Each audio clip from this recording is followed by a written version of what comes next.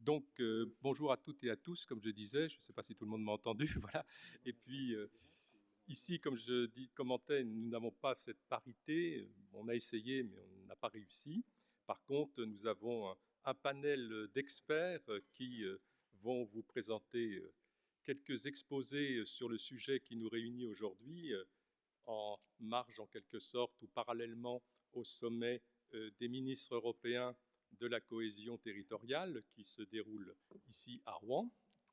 C'est pour que vous ayez des informations à ce sujet et que vous puissiez poser ensuite à nos intervenants des questions si vous en avez, et c'est ce que nous souhaitons également, qu'on puisse établir ensuite un débat que nous avons réuni. Je vais d'abord donner la parole au président de notre section du mouvement européen de Seine-Maritime, Philippe Tillet, qui va introduire cette réunion. Bonjour, donc Philippe Tillet. Alors, je vous dis tout de suite, nous sommes filmés, mais pas vous. Donc, on n'a pas besoin de vous faire signer est-ce qu'on peut retransmettre vos images, puisque vos images ne seront pas, vos visages ne seront pas filmés. Mais normalement, on voulait retransmettre cette conférence en direct sur les réseaux sociaux et des questions techniques que nous ont interdit de le, nous ont pas permis de le faire. Par contre, on enregistre pour pouvoir rediffuser ensuite, effectivement, soit en entier, soit par petits bouts, l'ensemble des entretiens que nous aurons aujourd'hui. Alors, pour nous, c'est une grande première. Alors, on me dit qu'il faut que je parle plus fort, mais c'est surtout plus près, à mon avis. C'est une grande première parce que ça fait 2 ans que le mouvement européen ne s'est pas réuni en public. On s'est réuni en visioconférence, on a plein d'initiatives de ce type, mais avec le confinement, on n'a pas eu de réunion publique depuis 2 ans et on appréhendait, on se demandait est-ce que les gens vont retrouver le chemin du mouvement européen sur nos initiatives. Et donc, on est assez content puisque aujourd'hui, entre la conférence qui a lieu maintenant et celle de ce soir, il y avait ce matin 115 inscrits. Donc après, est-ce que les 115 viendront? Ça, c'est une autre chose.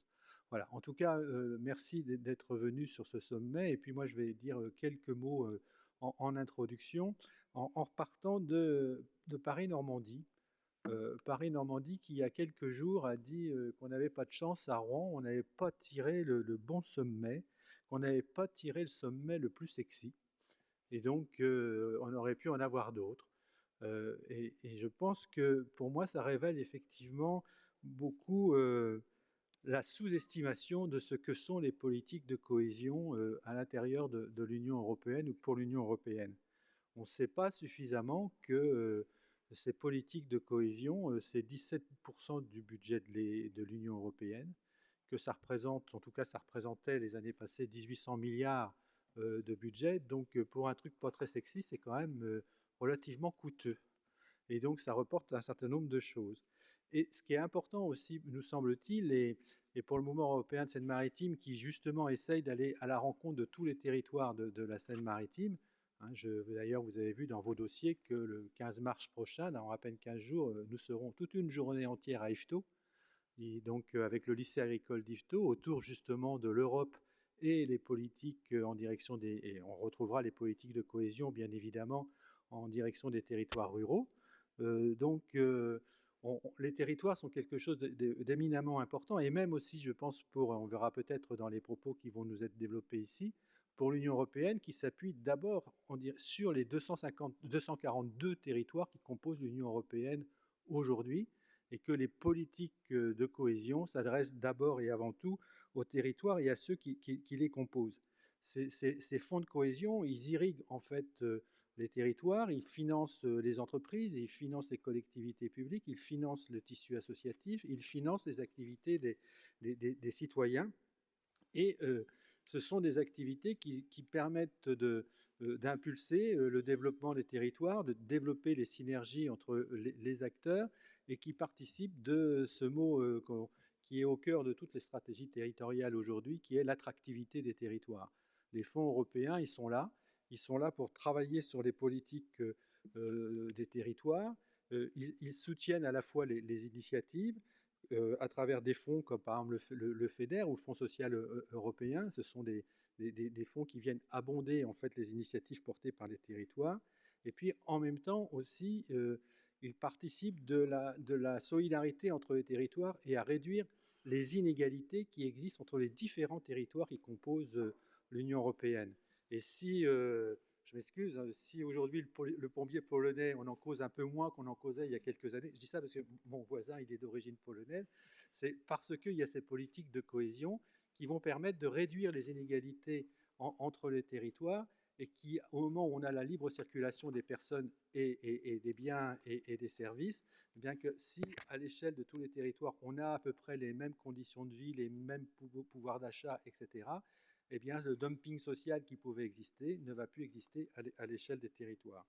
Donc, ça, en fait, les politiques de cohésion donc, nous permettent de réduire cette dimension du dumping, et de l'autre côté, elles renforcent la cohésion européenne, et on voit bien qu'en ce moment, c'est un enjeu considérable, cette identité européenne, cette solidarité européenne, et que les tragiques événements qui se déroulent aux frontières de l'Union européenne, les menaces qui pèsent sur certains pays de l'Union européenne, mais qui sont plutôt pour l'instant à l'est de l'Europe, elles témoignent à la fois, donc ces politiques de cohésion, tout à la fois de l'ambition du projet européen et de la nécessité de retravailler sans cesse, effectivement, l'avenir de notre projet.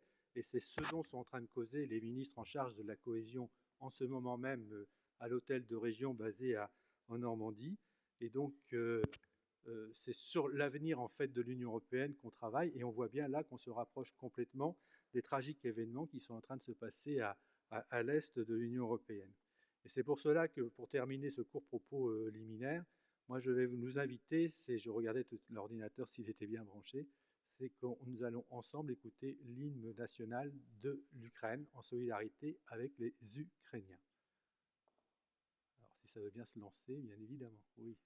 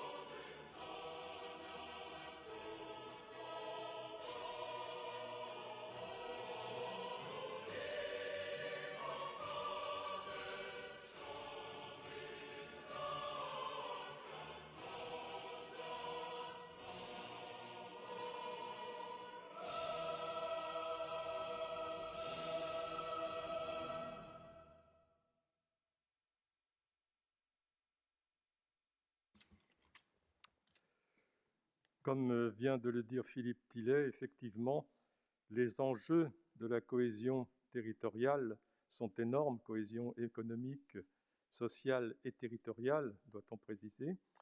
Nous le voyons bien au travers aussi des territoires qui se sentent soit isolés, soit opprimés, soit laissés à l'écart, qui ont du mal à se relever de certaines reconversions difficiles et qui peuvent aussi soit ouvrir la porte à tous les populismes, soit également susciter des velléités, comme on a pu le voir malheureusement aussi en Ukraine, avec la démarche de certains séparatistes. Donc le lien existe, comme l'a bien souligné Philippe, et je vais tout de suite donner la parole au premier de nos intervenants, Philippe Sichovlaz, ici à nos côtés, qui est chef du pôle politique de cohésion européenne à l'Agence nationale de la cohésion des territoires, structure qui a succédé au Commissariat général à l'égalité des territoires et dont vous avez été également responsable. Vous avez été aussi, et vous rejoindrez là un petit peu le panel que nous avons aujourd'hui, directeur des relations internationales de l'Université d'Aix-Marseille, puisque nous avons ici à cette tribune plusieurs personnes qui ont également ou qui aujourd'hui enseignent à l'université. Et je vais tout de suite vous donner la parole pour nous présenter l'objet, j'allais dire aussi, de la réunion des ministres actuellement à Rouen, qui est la parution du 8e rapport sur la cohésion économique, sociale et territoriale, un volume de 323 pages, si je me souviens bien, pour l'avoir consulté, et qui paraît tous les 3 ans. Alors, Monsieur Sichovlaz, je vous donne la parole. Bien, merci beaucoup déjà pour votre invitation. C'est un plaisir de pouvoir partager avec vous tous un peu ces éléments d'actualité européenne et française à la fois. Donc pour resituer un peu les choses, effectivement, comme l'ont dit mes prédécesseurs, donc le rapport sur la cohésion, dont je crois que vous avez eu la synthèse et les premières orientations politiques. C'est un rapport de plus de 300 pages. Vous l'avez là in extenso. Vous pouvez le consulter sur Internet. Il est un peu lourd. Il n'est pas encore totalement traduit en français pour tout ce qui est partie technique. Elles sont encore en anglais. Mais ça ne va pas tarder. C'est un rapport qui est assez fondamental parce que c'est celui qui marque tous les 3 ans quel est un peu l'état de l'Union en matière de cohésion économique, de cohésion sociale et, chose nouvelle depuis une dizaine d'années maintenant également, de cohésion territoriale, selon un principe assez simple qui a été, je dirais, fondamentalement inscrit dans les traités, à l'article 1, c'est que pour que l'Europe puisse, je dirais, s'inscrire durablement dans la paix, dans une certaine vision, je dirais, unitaire du continent, dans cette vision politique qui nous rassemble tous, il faut que cela puisse se faire avec une certaine cohésion entre l'ensemble des citoyens, des États membres, et on sait que souvent, à l'origine des guerres, notamment dans l'histoire européenne, ce sont les disparités de développement économique qui en ont été les sources principales. Et l'objectif de la politique de cohésion est bien de corriger ces disparités, et le rapport sur la cohésion de faire régulièrement un point pour voir si les choses ont progressé, dans quel domaine. Alors c'est jamais tout blanc, jamais tout noir. Donc c'est 320 pages pour voir où ça fonctionne à peu près, où y a-t-il encore des efforts à fournir, et comment aussi et par quel type de politique améliorer cette prise en compte. Donc la réunion qui aura lieu à partir de ce soir, mais avec un point d'orgue demain matin, c'est un peu comme pour vous, pour le mouvement européen, c'est votre première réunion présentielle depuis 2 ans. C'est un peu la même chose pour la réunion des ministres qui ne se sont pas vus physiquement. Et on sait que les apartés sont aussi importants que les réunions formelles, vont pouvoir maintenant échanger entre ce soir et demain pendant un peu moins de 24 heures. C'est un peu le moment de discuter de tout ça, d'échanger sur ces différents points. Et cette réunion des ministres en charge de la politique de cohésion est un élément clé, puisque la politique de cohésion, il n'y a pas de compétition, mais c'est le premier budget européen à peu près à égalité, très légèrement dépassé maintenant avec la politique agricole commune. Donc elle est bien sûr plus connue en Pologne qu'elle ne l'est dans nos pays les plus développés. En Pologne, c'est une part massive de l'investissement public, comme dans tous les pays de la cohésion, comme ça fut le cas dans l'Europe du Sud pendant longtemps et dans l'Europe de l'Est ces derniers temps. Donc, je ne vais pas aller dans le détail de ce PowerPoint qui est un petit peu long, mais enfin, si vous souhaitez en faire une communication, c'est un document qui est tout à fait diffusable. J'ai essayé dans ce document non seulement de sortir les éléments clés un peu de ce rapport, mais de les mettre en lien aussi avec les objectifs de la politique de cohésion en France, qui est une politique qui est majoritairement mise en œuvre par les régions, qui en ont l'autorité de gestion et qui vont se mettre en œuvre sur une période de 7 ans. On est là en train d'achever la période 2014-2020, est en train de se négocier la période 2021-2027. Et ce rapport sur la cohésion et les discussions qui vont démarrer demain vont commencer à préparer la période post-2027. Donc ça peut paraître un peu loin, mais avant de trouver des consensus et avant de construire les choses, ça demande beaucoup d'études, beaucoup d'échanges, beaucoup de négociations. Oui, tout à fait, je vais essayer. Voilà un peu pour ces éléments introductifs. La première chose que vous trouverez dans ce rapport sur la cohésion, c'est bien sûr des éléments d'actualité. C'est les effets qui ont pu avoir, comme on peut les mesurer aujourd'hui, la crise du Covid sur les économies régionales et la manière dont cette crise a impacté les différents territoires européens. On voit que le Covid a accru la mortalité de 13 points dans l'ensemble de l'Union et dans certaines régions, cette augmentation a pu atteindre 17 points. Alors, ce qu'on constate avec cette crise du Covid, au-delà des éléments sanitaires, mais des premiers éléments économiques qui ont pu ressortir, c'est que comme toutes les crises, lorsqu'une crise intervient, quand une crise économique intervient, ça a été le cas en 2008 par exemple, c'est en général, même je dirais tout le temps, un facteur d'accroissement des disparités territoriales. C'est-à-dire que la convergence se fait en période de croissance et la divergence entre les territoires en période de crise. Et donc, la crise touche durement tout le monde, mais accentue et contrarie quelque part les politiques de cohésion, et c'est ce que montre notamment ce rapport. Deuxième point, le rapport a mis un peu un accent sur le long terme, en analysant un peu quelles ont été les grandes évolutions des produits intérieurs bruts régionaux depuis 20 ans dans l'Union européenne. C'est toujours plus important d'avoir des analyses sur le temps long que sur le temps court. Sur une année, sur 3 ans, beaucoup de choses peuvent changer. Mais sur le temps long, on voit un peu les grandes tendances. Et en gros, on voit que sur ces 20 dernières années, la convergence a plutôt bien fonctionné en Europe. Vous voyez ici sur cette carte toutes les régions en vert qui ont vu leur PIB fortement s'accroître. Et vous voyez que c'est le cas pour la très grande majorité des régions à l'est de l'Europe. Et avec les élargissements... Ah, ça passe pas. Il faut le mettre sur le diaporama.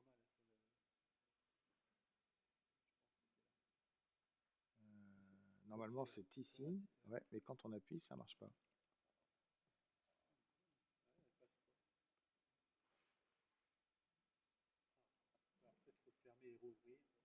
Alors,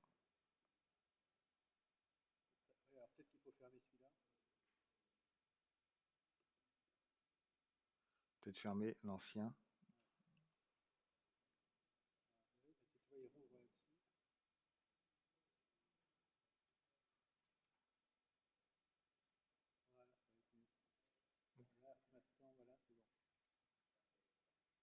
Voilà, parfait.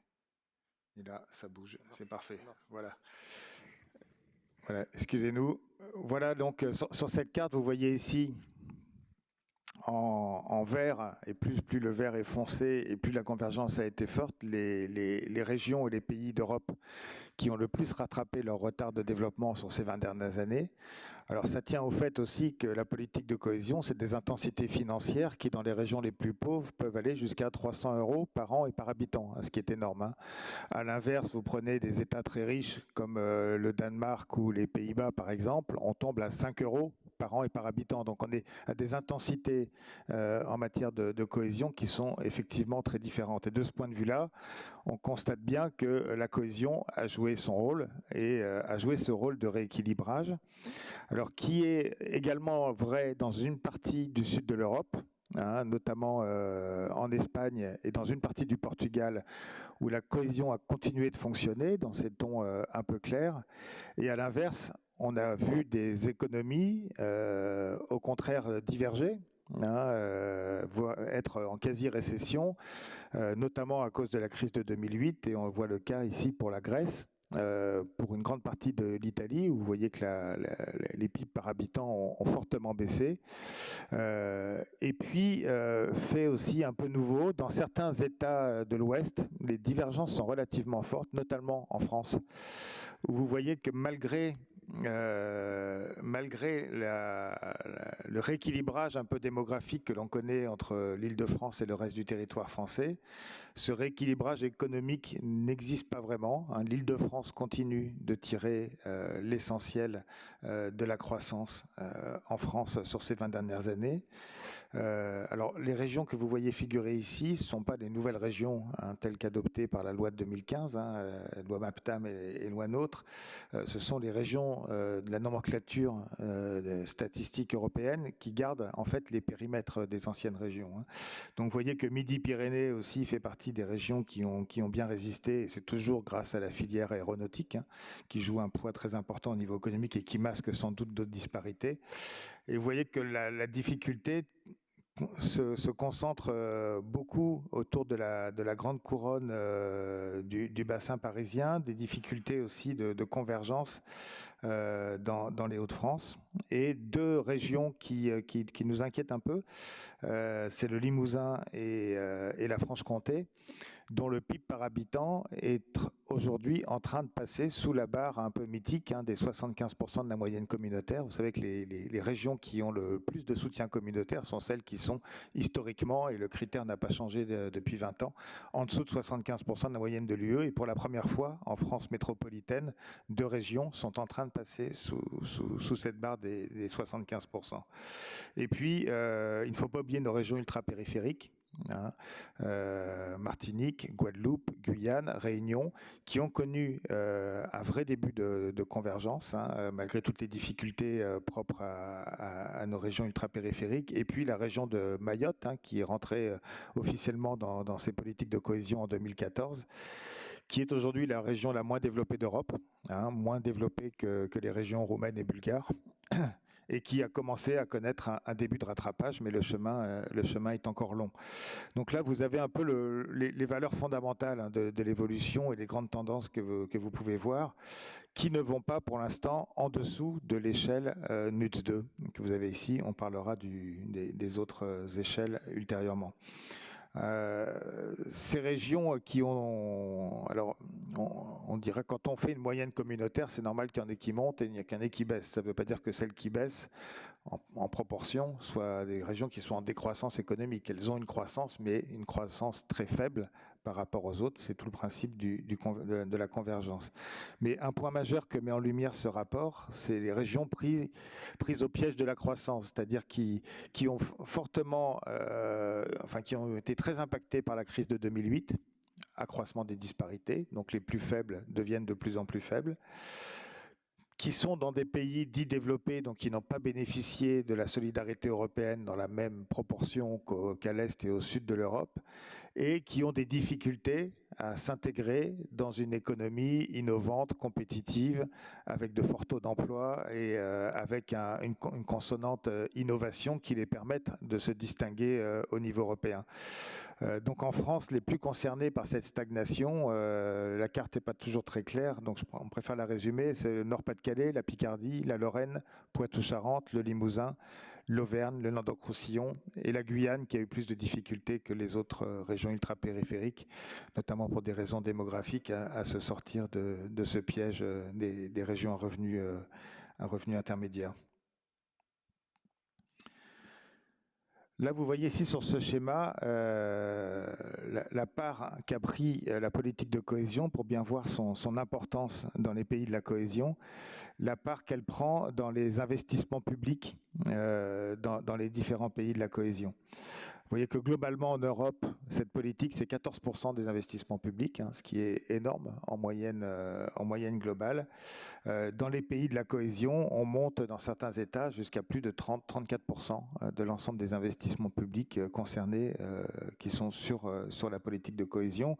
En France, on est entre 2,5 et 3%. Bien sûr, la part est beaucoup plus importante dans les régions ultra-périphériques et plus modeste, entre 1,5 et 2% dans nos régions métropolitaines.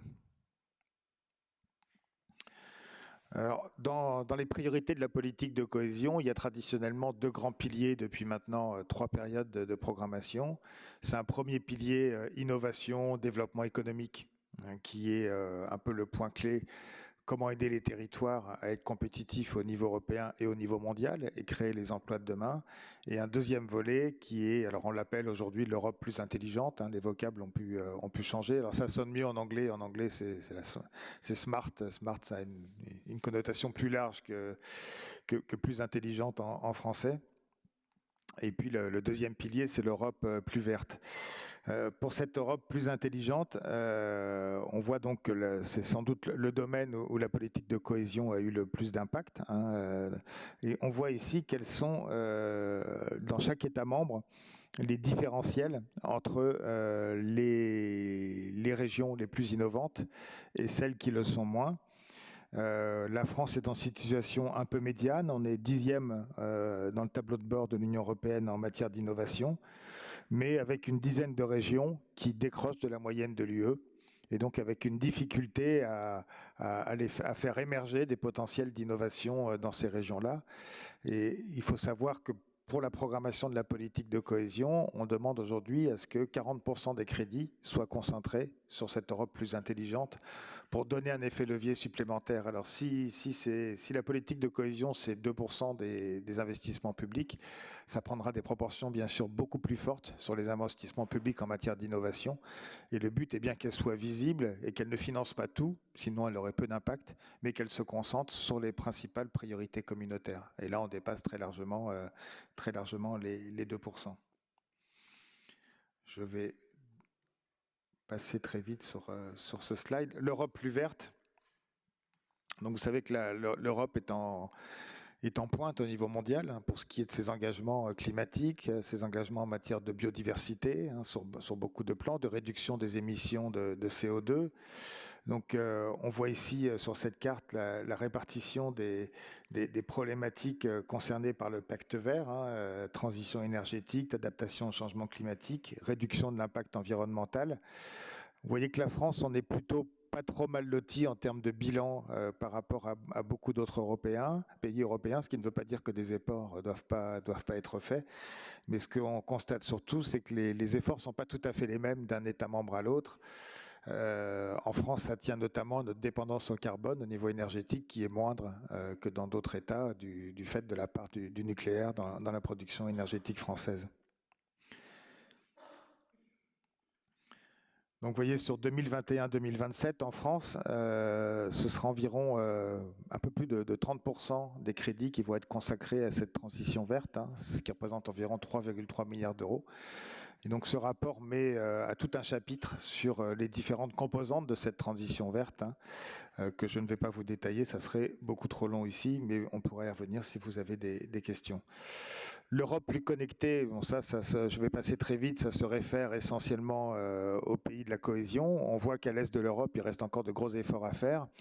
Les infrastructures de transport ne sont pas éligibles à la politique de cohésion dans les pays développés, notamment en France. On considère qu'on est à peu près équipé et qu'on peut se les payer par nos propres budgets nationaux et par le secteur privé. Par contre, vous voyez qu'à l'est de l'Europe, il y a encore énormément d'efforts à faire. Le rattrapage a été fait au niveau de l'Espagne ou en partie de l'Italie. L'Europe plus connectée, c'est aussi l'Europe du numérique hein, et du digital. C'est l'Europe aussi des bornes de recharge électrique. On fait un peu le point sur l'évolution de la préparation des territoires au changement en matière de mobilité des véhicules électriques. On voit dans le détail quels sont les territoires les mieux équipés ou pas.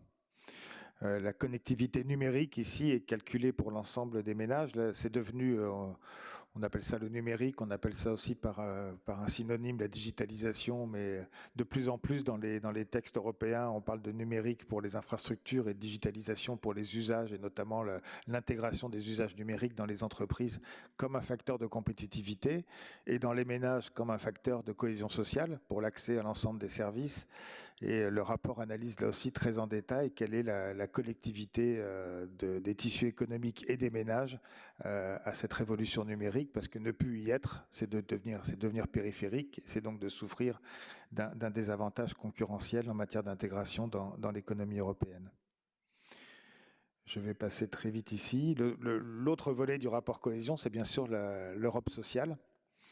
Alors, grosso modo, on s'aperçoit que de plus en plus, le taux de chômage, et c'est tant mieux, baisse dans la grande majorité des pays européens, accentué par la crise démographique. Il y a tout un chapitre sur la démographie européenne qui est assez inquiétant quant à ses conséquences. Un temps pour préparer, je dirais, l'accueil de l'ensemble des générations vieillissantes, et toutes les infrastructures en matière d'accompagnement du quatrième âge.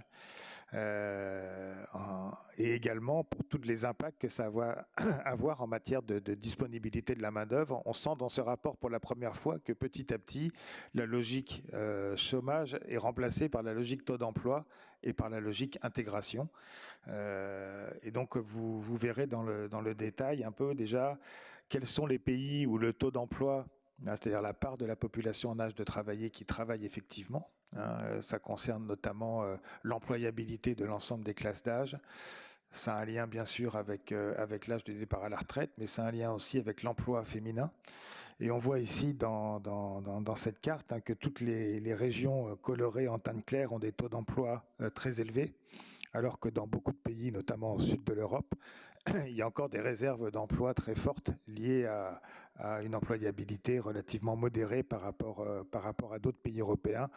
En France, on est un peu dans la moyenne, un peu au milieu du gué par rapport au reste de l'Union. Donc l'intégration des migrants devient un thème majeur. Il y a des pays qui sont beaucoup plus en avance que d'autres.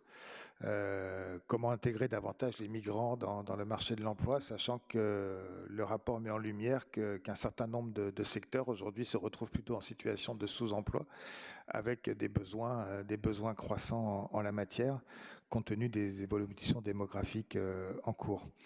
Et on s'aperçoit que dans ces problématiques-là, les zones les plus touchées sont les zones rurales, et avec une préoccupation de fait pour les zones rurales qui devient croissante.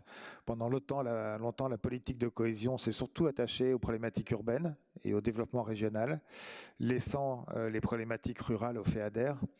Là, ce rapport et les nouvelles politiques 21-27 marquent un profond virage.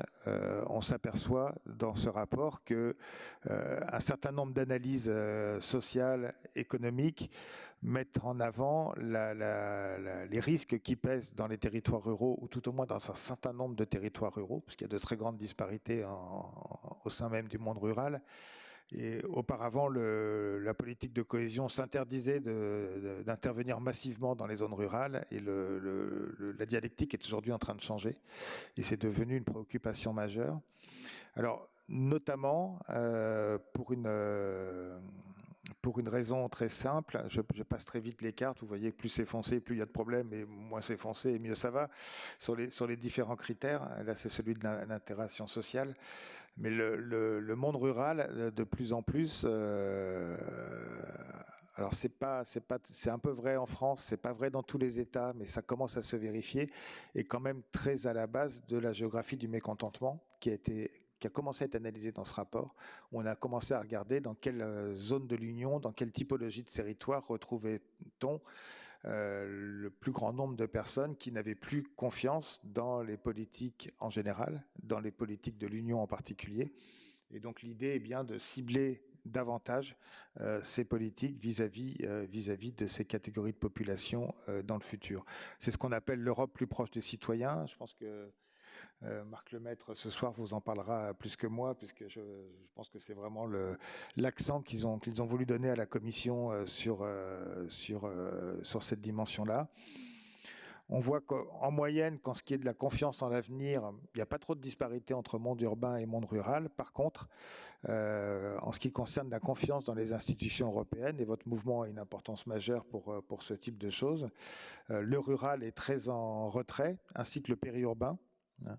Et on constate aussi malheureusement que la France se situe au second rang du classement parmi les États qui ont, les pays qui ont le moins confiance dans l'Union européenne. On est juste derrière la Grèce.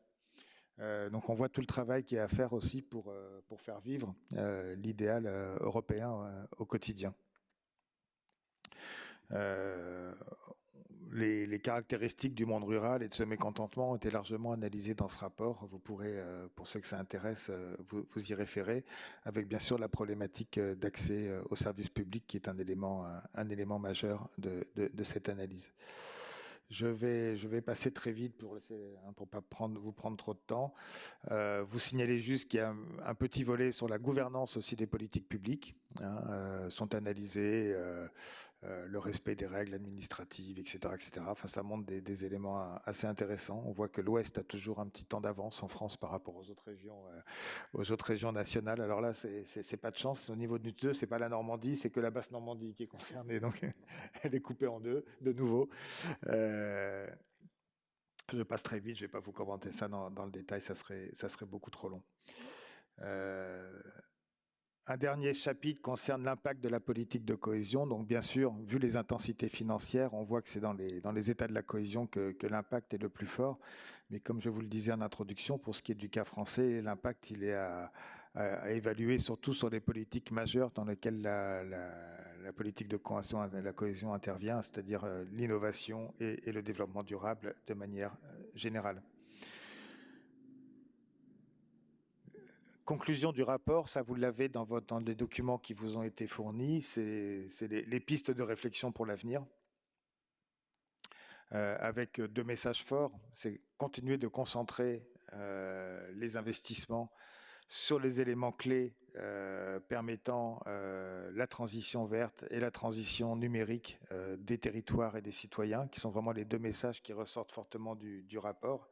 Et puis la volonté de s'appuyer beaucoup plus sur les partenariats locaux et sur le local pour rendre cette politique de cohésion plus lisible et plus effective dans les territoires. Voilà, je vous remercie. Merci beaucoup, Monsieur Sichov-Laz, de nous avoir dressé ce tableau presque complet du rapport, 8e rapport qui vient d'être publié, dont discutent les ministres réunis à Rouen. Et je vais donner tout de suite la parole au 2e intervenant, mon voisin, Sébastien Bourdin.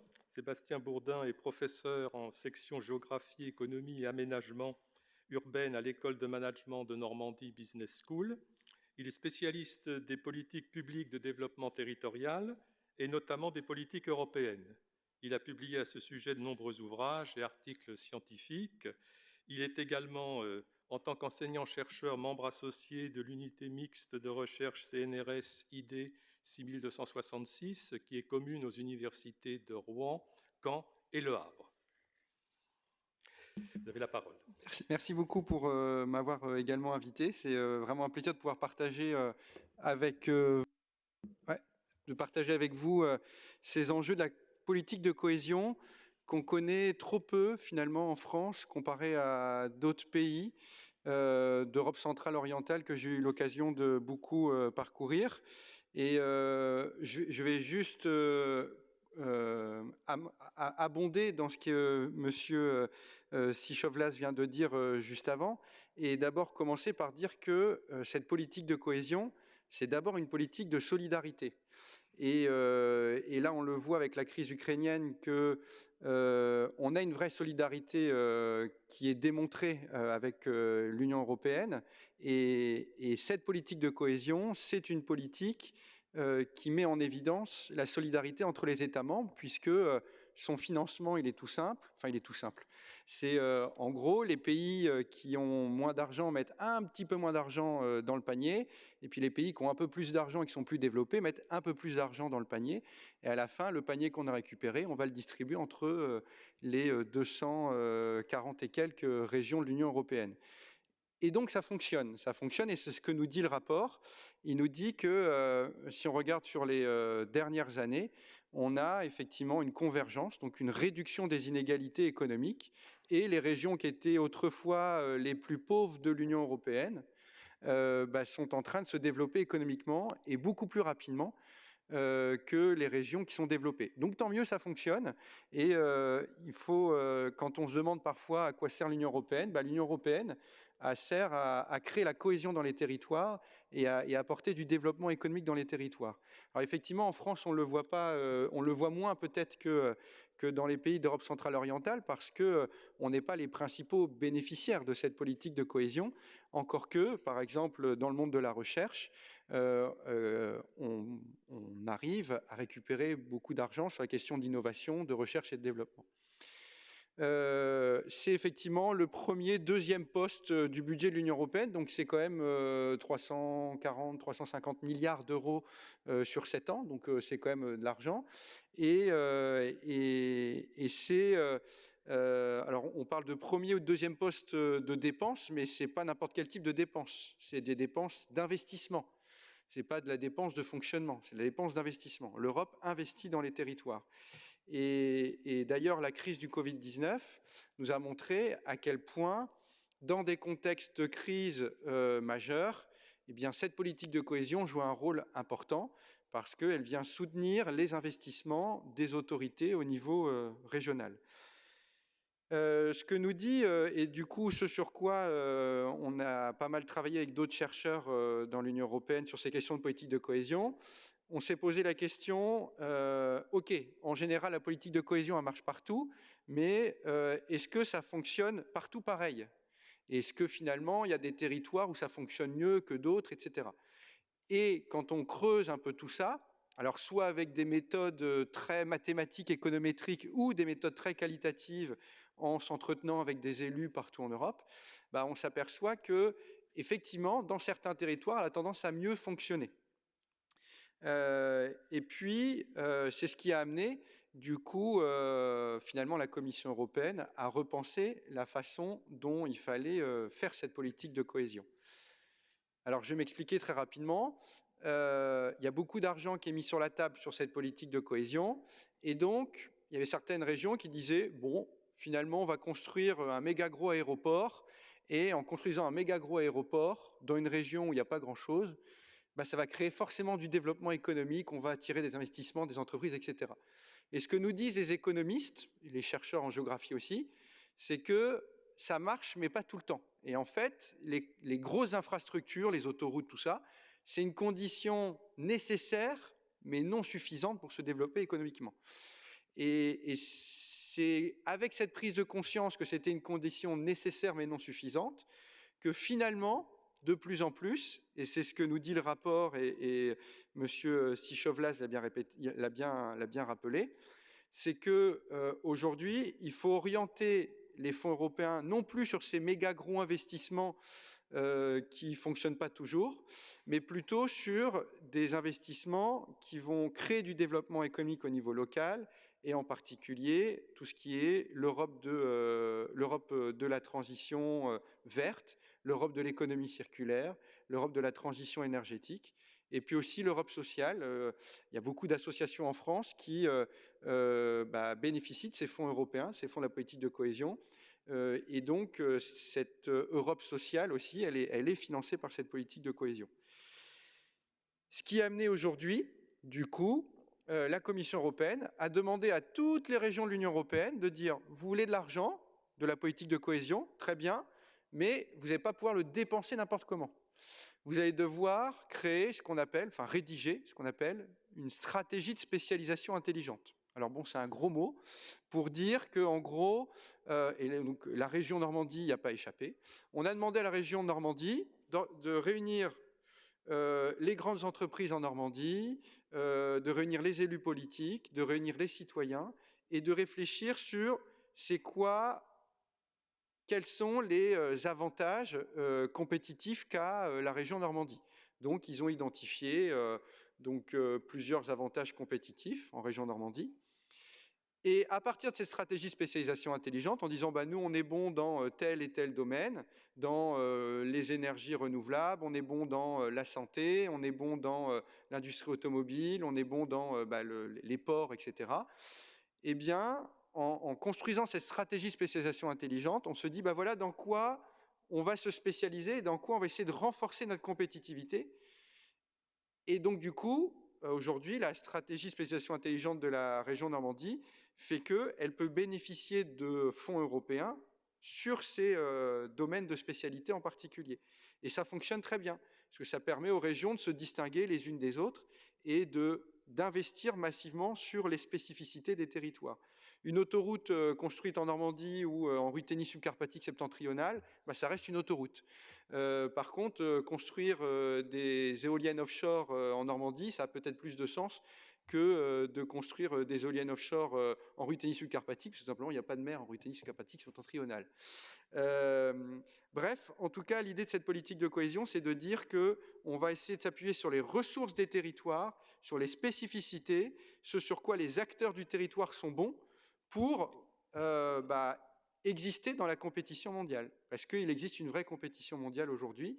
Et le rapport, ce que nous dit le rapport, c'est qu'il faut investir massivement dans la recherche, le développement et l'innovation, parce que c'est un enjeu clé et un enjeu important.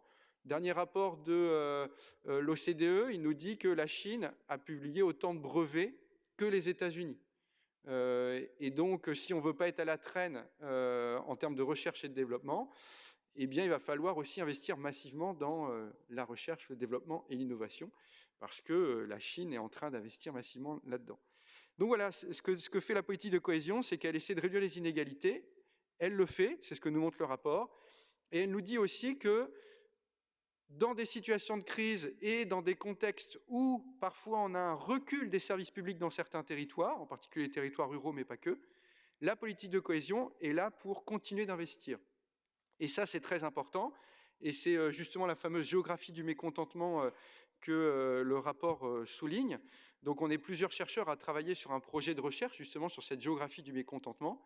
Et notre hypothèse, elle est de dire que, finalement, aujourd'hui, les territoires où on a une montée des populismes en Europe, les territoires qui sont les plus eurosceptiques, c'est des territoires qui, aujourd'hui, ont connu un déclin de ces services publics et des personnes qui autrefois et qui payent toujours aujourd'hui des impôts et qui disent bah, où va l'argent puisque moi je paye des impôts et j'ai pas de service public et d'ailleurs on ferme des services publics chez moi.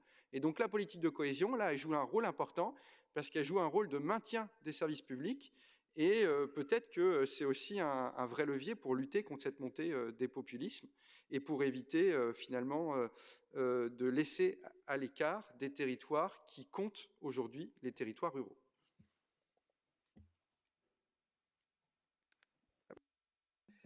Merci beaucoup, chers collègues, puisque nous avons appartenu à la même UMR CNRS. Après votre commentaire qui a apporté des précisions importantes par rapport à l'exposé de M. Sichovlaz, je vais donner la parole maintenant à une personnalité politique de notre région bien connue, qui, j'allais dire, région évidemment Normandie entière, puisque vous avez été président de la région Basse-Normandie, vous avez été député aussi pendant près de 15 ans, je crois, c'est ça, maire de Caen, et puis vous avez aussi une formation qui vous permet d'aborder tous ces sujets, parce que vous avez été professeur d'histoire-géographie, et que vous avez enseigné même à l'université de Caen. Donc, ah bon, je croyais. D'accord, bon, on l'a en commun aussi, je l'ai été aussi avant. Voilà. Et puis, donc, nous vous avons fait venir et nous sommes contents que vous ayez accepté notre invitation pour donner un éclairage justement lié à toute votre expérience, puisque vous êtes actuellement en plus, j'allais dire, président de l'Institut des hautes études d'aménagement des territoires, hein, qui a ce sigle peut-être un petit peu compliqué, IHEDATE, que certains ou certaines d'entre vous ont vu sur leur brochure. Et je vais vous donner la parole. Merci, Monsieur le Président.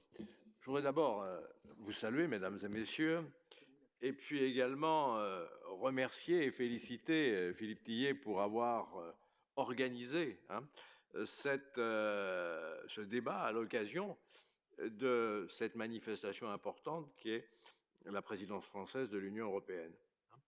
Et puis, je crois que peut-être ne l'avait-il pas prévu. Il le fait aussi dans un contexte, cette réunion se tient dans un contexte particulièrement, d'abord, inquiétant, émouvant, mais qui aura vraisemblablement des conséquences sur l'avenir de l'Union européenne.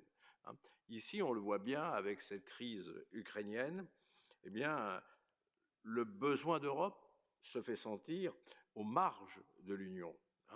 Et l'Union prend ici une dimension diplomatique, stratégique, militaire, que j'allais dire, on n'avait jamais réussi à faire éclore jusqu'à présent. Il y a eu, souvenons-nous, dans les années 50, une tentative pour avoir une Europe de défense. La France a été un des pays qui a refusé cette possibilité. Aujourd'hui, on le voit, avoir une stratégie de défense, une capacité de défense, va vraisemblablement devenir plus évident pour un grand nombre de pays de l'Union européenne. Je citerai juste une anecdote. Dans les quelques fonctions que vous avez évoquées, j'ai été au titre de l'Assemblée nationale président d'un micro-État qui s'appelle la Macédoine du Nord aujourd'hui. Et ce qui est formidable quand vous arrivez dans un petit pays comme ça, qui vient de naître, si je puis dire, c'est que vous pouvez rencontrer toute la classe politique en très peu de temps et avoir des rapports privilégiés avec elle. Et j'ai eu le privilège d'avoir un contact avec, des contacts très réguliers avec le premier président de la République de Macédoine, qui était un vieux compagnon de Tito, ancien président du Parlement de Yougoslavie également, et qui me disait qu'il voulait adhérer à l'Union européenne et à l'OTAN pour à la fois la sécurité de son pays et le bien-être de son pays. La sécurité de son pays parce que les frontières dans ces régions-là sont encore incertaines, elles ne sont pas garanties. Et sa crainte, c'était de revoir revenir le grand voisin russe et de menacer, j'allais dire, l'indépendance de ce jeune et fragile territoire. Quant à l'Union européenne, ce petit État s'est préparé dès les années 90. À l'époque, je me souviens d'un sondage qui disait que 94% des, comment dirais-je, des gens de la Macédoine qu'on dit du Nord aujourd'hui étaient favorables à l'Union européenne. Mais ils attendent depuis près de 30 ans. Autant vous dire que cette confiance dans l'avenir s'est singulièrement effritée. Alors, la politique européenne, vous l'avez compris au travers des propos de M. Tsikovlas et puis de M. Bourdin, c'est quelque chose d'important pour tous les territoires. Bien évidemment pour les territoires, j'allais dire de l'élargissement d'abord. Comme président de la région Basse-Normandie, j'ai fait partie d'une association des régions périphériques en Europe, et on voyait bien que pour nos collègues qui sont arrivés avec ce grand élargissement d'après des années 90, eh bien c'était essentiel parce que leur niveau d'équipement, la qualité de ces équipements était extrêmement fragile et qu'ils avaient un besoin urgent de mise à niveau. Et les fonds de cohésion ont été très essentiels pour eux. Mais la politique de cohésion en Europe, elle n'est pas non plus sans intérêt pour les territoires plus à l'est, et notamment la Normandie. Je ne parlerai que de la Basse-Normandie, parce que nous avons eu ici aussi besoin, c'était une région ancienne région rurale, qui avait des retards en matière de niveau d'éducation, qui avait des retards en matière d'industrialisation, et qui avait besoin, j'allais dire, en parlant trivialement, de recoller au peloton. Et ça, on n'aurait probablement pas pu le faire convenablement sans l'accompagnement des fonds européens. Alors bien sûr les fonds de cohésion, mais aussi le FEDER, le FEAMP pour la pêche, le FEADER, le FSE, tous ces outils qui arrivaient d'autant mieux que dans les années 2000, et même on voyait déjà l'État fragilisé dans sa capacité d'intervention. Donc on a eu ici un chevauchement des financements, et les financements européens ont été les bienvenus. Alors avec des difficultés, parce que pendant très longtemps, la politique, j'allais dire la gestion des fonds européens était l'affaire de l'État. Et notamment des secrétaires généraux aux affaires régionales qui étaient auprès des préfets de région, les SGAR, qui pilotaient cela avec une concertation, bien sûr, avec les territoires, mais cette concertation, avant les années 2000, elle était faible. On a vu monter les régions dans les années 2000 pour obtenir une cogestion d'abord et une gestion ensuite des fonds européens. Mais ce que je veux dire, c'est que le fait que l'État pilotait ces choses avec ses outils, la représentation permanente à Bruxelles, faisait qu'il n'y avait pas une très bonne visibilité pour les territoires, pour les exécutifs régionaux, de ce qui se préparait à Bruxelles. Or, pour consommer convenablement les crédits européens, il faut pouvoir anticiper, il faut pouvoir, j'allais dire, un an et demi avant l'adoption d'une politique européenne, eh bien avoir déjà des projets en préparation, en portefeuille, pour qu'ils soient finançables dès le début de ces choses. Et ça a été, je dirais, un progrès que de donner aux régions la gestion des fonds européens.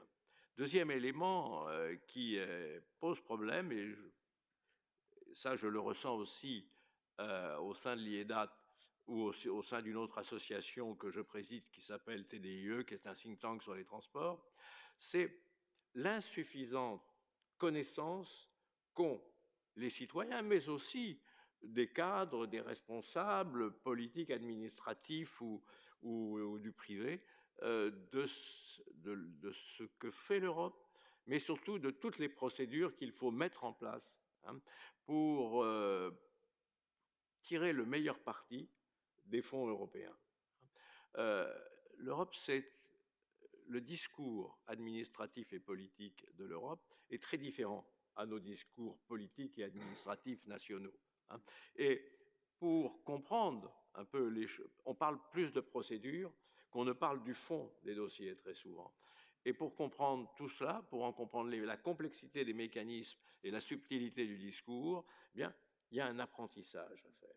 D'où la nécessité d'aider les collectivités à acquérir cette compétence, mais aussi, et on le fait avec l'IEDAT, d'aider nos auditeurs à mieux s'approprier l'Union européenne. On a un cycle qui s'appelle cycle mobilité, l'IEDAT mobilité, et on s'efforce, depuis maintenant 3 ans qu'il existe, d'aller à Bruxelles, parce que la politique des transports, des infrastructures, de la mobilité, elle est de plus en plus pilotée par l'Union européenne. Donc tout cela est quelque chose de tout à fait essentiel. Et vous avez souligné l'un et l'autre les évolutions du 8e programme. Et moi je trouve, d'abord, il y a une chose qui est remarquable dans les politiques européennes, c'est qu'elles sont évaluées régulièrement. Et pas seulement sur le critère qu'on utilise trop souvent en France de la consommation des crédits, mais elles sont évaluées sur un bouquet de critères qui permettent de mieux percevoir si les fonds que l'on utilise sont efficaces ou non. Donc ça, je crois que c'est très important.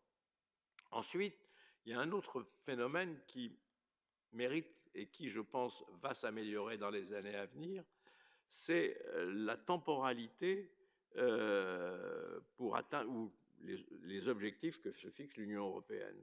Pour la première fois, quand on regarde la politique de Green Deal notamment, on se donne 2 échéances, l'une de moyen terme, mais je dirais presque de court terme, qui est 2030, et l'autre de 2050. On dit réduction de 55% des émissions en 2030 et neutralité carbone en 2050.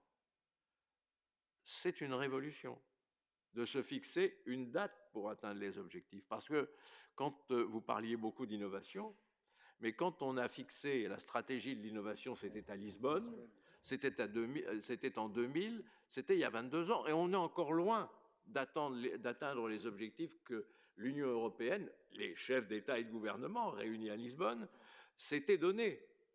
Donc, et pour y parvenir, il ne faut pas seulement qu'il y ait de bonnes administrations, comme on en a en France, mais il faut emmener autour de l'administration des administrations, je dirais maintenant, celle de l'État, celle des pouvoirs locaux.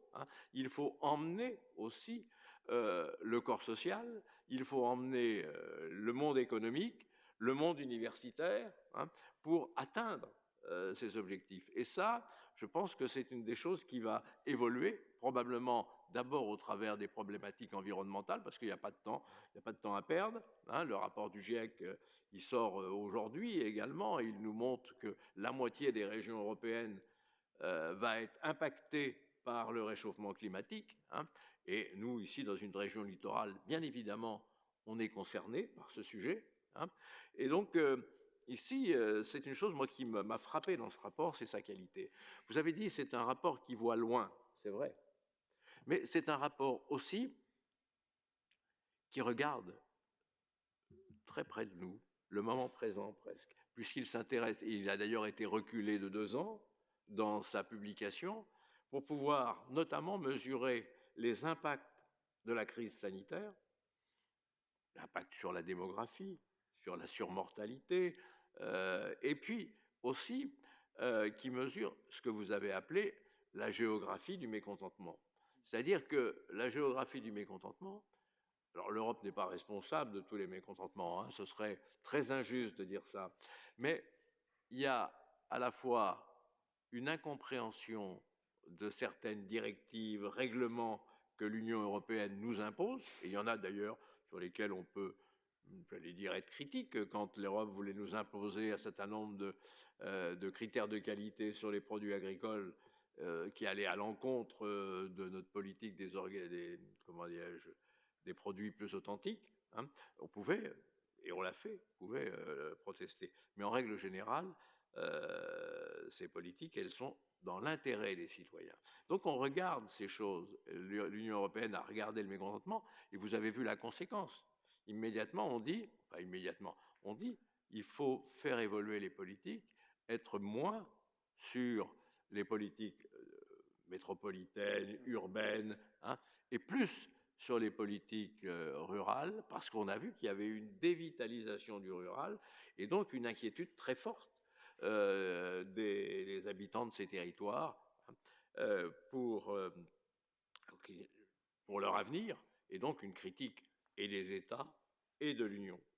Donc on a ici, je dis, une Europe plus agile qu'elle ne l'était par le passé, et une Europe qui, et vous l'avez rappelé tout de suite, monsieur le professeur, quand vous avez évoqué les priorités que la région Normandie allait se donner, une Europe qui comprend qu'on ne développe pas tous les territoires d'une manière uniforme et qu'il faut bien évidemment regarder au plus près les atouts et les points de faiblesse aussi de chacun des territoires pour essayer de corriger ici, mais aussi de développer, de dynamiser des atouts très importants. Je citerai une autre anecdote qui rappellera peut-être des choses ou un personnage à M. Chivas. C'était lorsque nous avons fait le schéma régional d'aménagement du territoire, en 2004, en Basse-Normandie. J'avais mis en place un groupe de réflexion, un groupe d'appui, et que j'avais composé pour moitié de Normands et pour moitié de gens extérieurs à la Normandie, mais ayant une compétence sur ces questions d'aménagement du territoire. Alors j'avais demandé pour un Normand qui avait déjà un peu quitté notre région, Armand Frémont, d'être dans ce groupe de pilotage. J'avais demandé au préfet, à l'ancien préfet de région de Basse-Normandie, tout d'un coup son nom m'échappe et c'est très injuste. Et puis j'avais demandé à Jean-Louis Guigou, qui était le délégué général de la DATAR, d'être des nôtres. Alors on cherchait nos points faibles et tout ça. Puis à un moment donné, on a parlé bien évidemment du nom Basse-Normandie qui... Alors maintenant, ce problème ne se pose plus, c'est un problème historique, donc on peut en parler plus librement. Et on a fait un peu de brainstorming pour savoir comment faire en sorte qu'on puisse se hisser au même niveau que les Hauts-Normands dans la toponymie. Et Jean-Louis Guigou nous dit, vous êtes la zone récréative de l'Île-de-France. Alors vous n'avez une seule solution pour essayer de capter les investissements, les touristes. Il faut appeler ça la Normandie parisienne. Alors, on l'a regardé avec un peu de scepticisme, hein, et on n'a pas eu cette audace. Mais d'autres ont eu des réflexions comparables. Souvenez-vous d'une campagne de la ville de Deauville il y a quelques années Deauville, 21e arrondissement. Hein.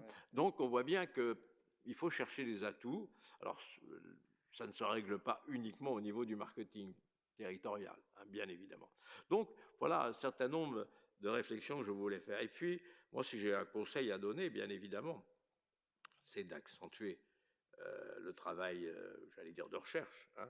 Et on se rend compte ici qu'on a besoin de recherche fondamentale, mais aussi de recherche en sciences humaines, hein, pour mieux comprendre les phénomènes à la fois territoriaux, mais sociaux. Et puis aussi peut-être faire plus de formation, et notamment plus de formation de nos cadres en matière européenne. Une anecdote, je suis élu maire de Caen en 2008, et première réunion avec les directeurs, je leur dis, bon, d'abord je leur demande qui s'occupe des problèmes européens à la mairie. Silence. Personne. Personne. Et alors je dis, mais vous savez, il y a des ressources à aller chercher, il y a des politiques à mettre en œuvre. Alors ils m'ont dit, oui, mais c'est tellement compliqué, c'est tellement long, c'est tellement, on n'est pas sûr du résultat. Donc c'est peut-être trop d'investissement pour un résultat insuffisant. Alors on s'est mis au travail, on a réussi à le faire, puis ensuite au niveau de l'agglomération. Mais il y a comme ça, Bruxelles c'est tout près, mais c'est aussi quelque chose qui semble un peu complexe, un peu difficile, hein, et qui rebute un certain nombre, je dirais, de gens intelligents, hein, de gens compétents par ailleurs, mais qui se disent on a peut-être mieux à faire que d'aller un peu chercher des crédits mythiques ici ou là. Travaillons d'abord avec ce qu'on a. Et je pense que c'est une erreur. Voilà. Excusez-moi de ces réflexions très un peu superficielles. Non, c'est très juste. Ouais. Merci beaucoup Philippe Duron pour cet éclairage très intéressant et en plus qui à la fois prend la dimension européenne, nationale et locale et régionale avec toute votre expérience. Et je pense que les éléments que vous avez apportés avec l'humour que vous y avez ajouté ont été appréciés par vos auditeurs et auditrices. Et maintenant, je pense qu'il est temps de donner la parole à la salle. Si vous avez des questions à poser, il y a des micro-baladeurs, je ne sais pas qui va s'en occuper. Qui s'en occupe, Charles. En attendant, moi, je vais poser une question de gouvernance, puisqu'on a parlé de la gouvernance à nos intervenants. Je vais, en tant que germaniste, je vais poser évidemment la question de savoir si le système fédéral en Allemagne est plus pertinent pour cette gestion territoriale que le système que nous avons en France, où nous avons quand même d'un côté, certes, les régions, mais aussi un système quand même administratif qui reste très centralisé. Je vais me lancer. Du coup, pour répondre à votre question, on a, avec André Thor, qui est directeur de recherche à AgroParisTech, on a travaillé sur ce qu'on appelle le Big Bang territorial, c'est-à-dire la réforme territoriale de 2015 et ses conséquences.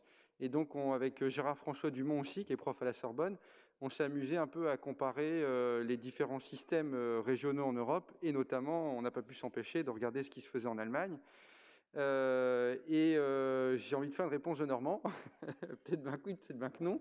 C'est-à-dire que, bon, déjà, la réforme de 2015, elle a le mérite de,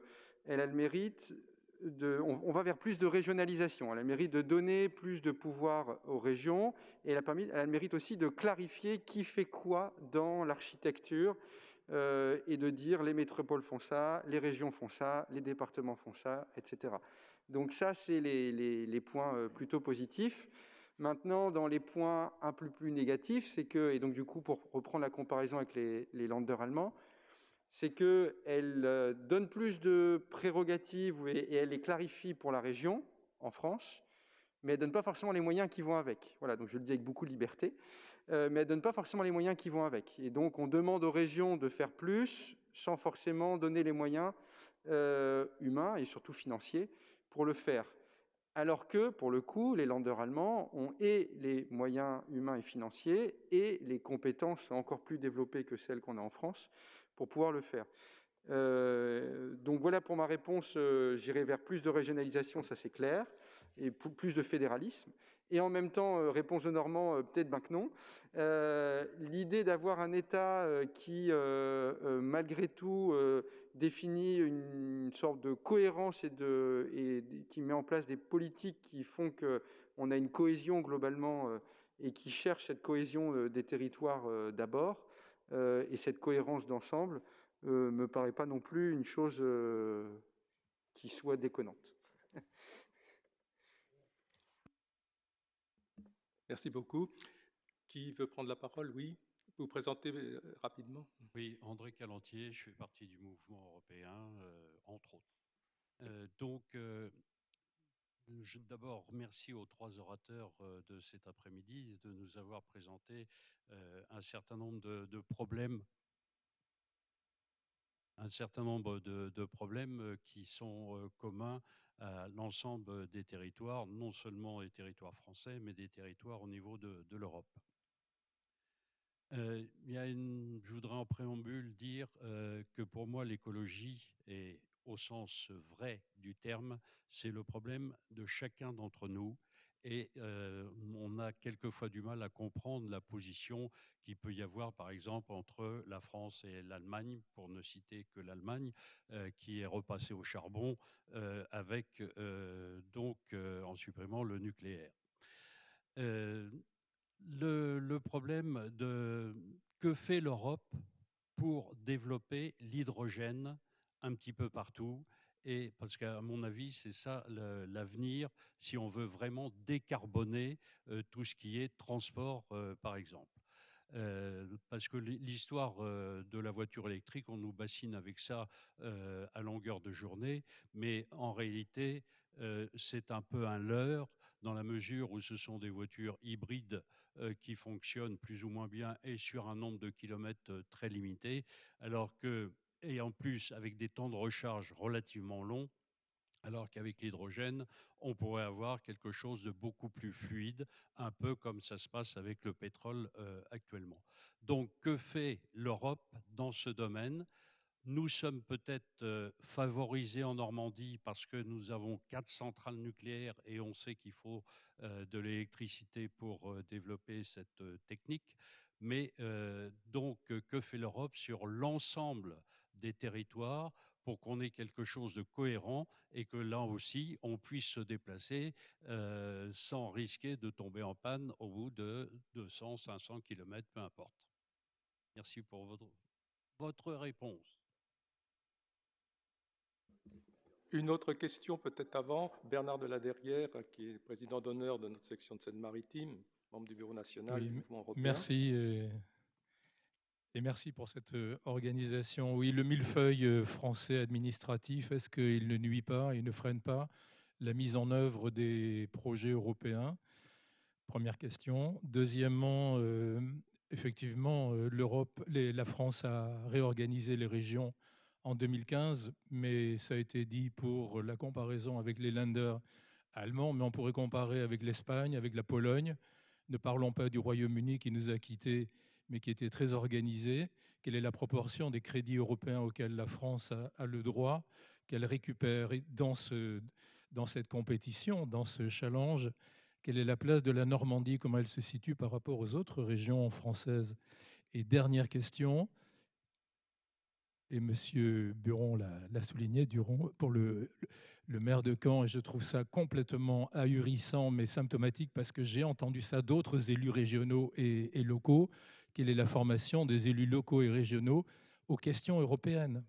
Parce que si les élus ne sont pas formés à cela, je ne parle pas des profs ou des journalistes, mais quand les élus locaux et régionaux n'ont aucune notion ou aucun intérêt ou se disent trop compliqué, donc on ne s'y penche pas, comment on peut arriver à avancer dans ce domaine-là?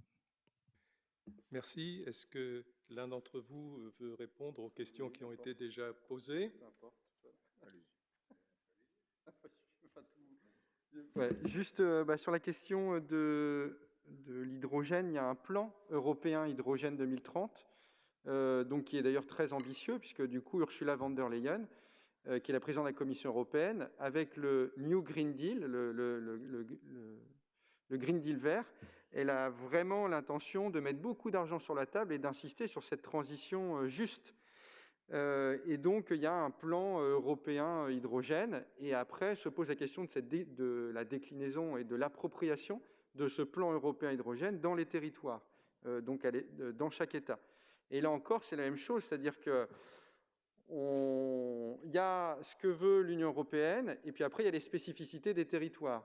Et c'est par exemple compliqué d'aller expliquer aux voïvodises polonais qu'il va falloir qu'ils passent d'une économie basée essentiellement sur l'extraction du charbon à quelque chose qui soit complètement différent et l'hydrogène, sachant que, a priori, en Pologne, ils n'ont pas, a priori, d'autres alternatives pour le moment.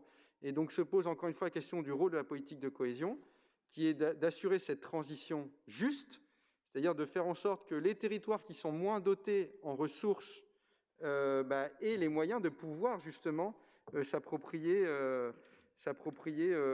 ces fonds européens-là et d'essayer de faire en sorte que ce plan hydrogène 2030 soit utilisé et partout.